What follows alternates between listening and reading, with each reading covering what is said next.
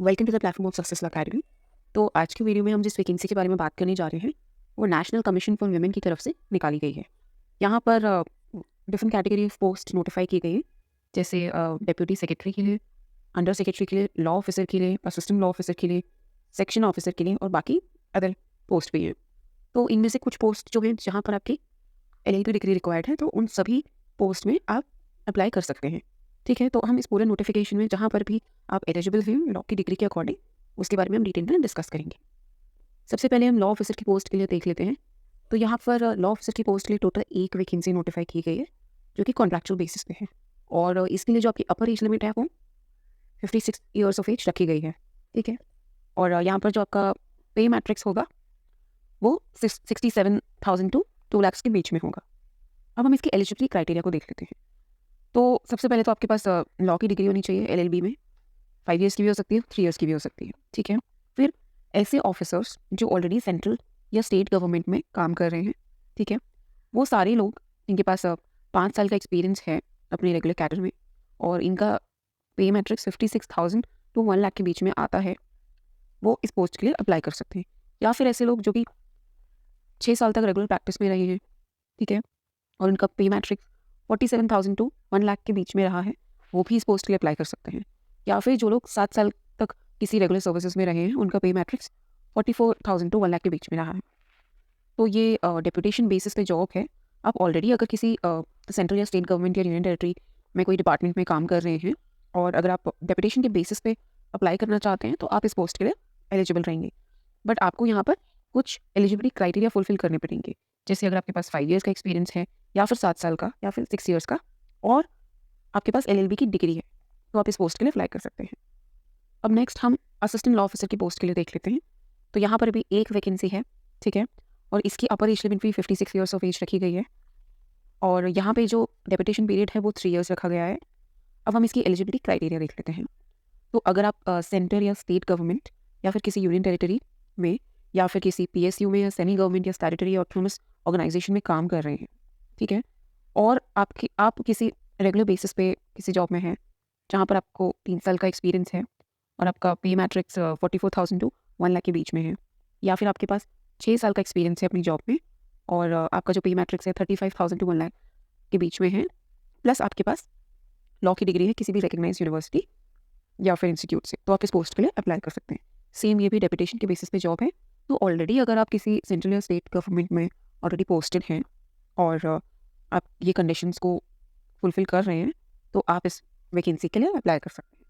अब नेक्स्ट हम जिस पोस्ट के बारे में बात करेंगे वो है सेक्शन ऑफिसर की पोस्ट। यहाँ पर हम एलिजिबिलिटी क्राइटेरिया देख लेते हैं। तो सेक्शन ऑफिसर में टोटल 4 पोस्ट हैं, और इसकी भी अपर एज लिमिट 56 ईयर्स रखी गई है, और इसका जो पे मैट्रिक्स है वो 47,000 टू 1 लाख के बीच में है अप्रॉक्सीमेटली। अब यहाँ पे जो डेपुटेशन पीरियड दिया गया है वो है 3 साल, ठीक है। अब हम इसकी एलिजिबिलिटी क्राइटेरिया देख लेते हैं। तो अगर आप ऑलरेडी सेंट्रल या स्टेट गवर्नमेंट की जॉब में हैं, जिसमें आप 2 साल तक आपके पास रेगुलर सर्विसेज का एक्सपीरियंस है, या फिर आपके पास 6 ईयर्स का रेगुलर सर्विसेज का एक्सपीरियंस है, जिसमें आपकी सैलरी जो पे मैट्रिक्स है वो 35,000 टू 1 लाख के बीच में है, और 2 ईयर्स के केसेस में आपकी सैलरी 44,000 टू 1 लाख के बीच में है, तो आप इस पोस्ट के लिए अप्लाई कर सकते हैं। प्लस इसमें एक और कंडीशन दी गई है डिग्री के रिगार्डिंग। आपके पास बैचलर्स डिग्री है किसी भी डिसिप्लिन में, ठीक है, किसी भी डिसिप्लिन में बोला गया है यहाँ पर, तो ऑब्वियसली लॉ भी काउंट होगी। अगर रेलवे और ये जो एक्सपीरियंस की कंडीशन से इनको फुलफिल कर रहे हैं, तो आप सेक्शन ऑफिसर की पोस्ट के लिए एलिजिबल होंगे। फिर नेक्स्ट यहाँ पर रिसर्च ऑफिसर के लिए एक पोस्ट है, ठीक है। यहाँ पर टोटल 2 वैकेंसीज हैं डेपुटेशन के बेसिस में, और इसकी भी अपर एज लिमिट 56 ईयर्स रखी गई है, और यहाँ पर जो डेपुटेशन पीरियड मांगा गया है वो 3 साल का है। तो यहाँ पे भी एलिजिबिलिटी क्राइटेरिया में सेम ही कंडीशंस हैं। अगर आप सेंट्रल या स्टेट या किसी यूनियन टेरिटरी में ऑलरेडी जॉब कर रहे हैं, और आप जिन भी पोस्ट पर आप काम कर रहे हैं, वहाँ पर आपके पास 3 साल का एक्सपीरियंस है रेगुलर सर्विसेज में, और उसमें आपकी पे मैट्रिक्स 44,000 टू 1 लाख के बीच में है, प्लस आपके पास एजुकेशनल क्वालिफिकेशंस में पोस्ट ग्रेजुएशन की डिग्री है किसी भी डिसिप्लिन में, ठीक है, तो आप इस पोस्ट के लिए अप्लाई कर सकते हैं। मतलब आपने अगर ग्रेजुएशन किया है कहीं से भी, प्लस उसके साथ पोस्ट ग्रेजुएशन भी किया है, वो किसी भी डिसिप्लिन में हो सकता है, तो आप इस पोस्ट के लिए अप्लाई कर सकते हैं।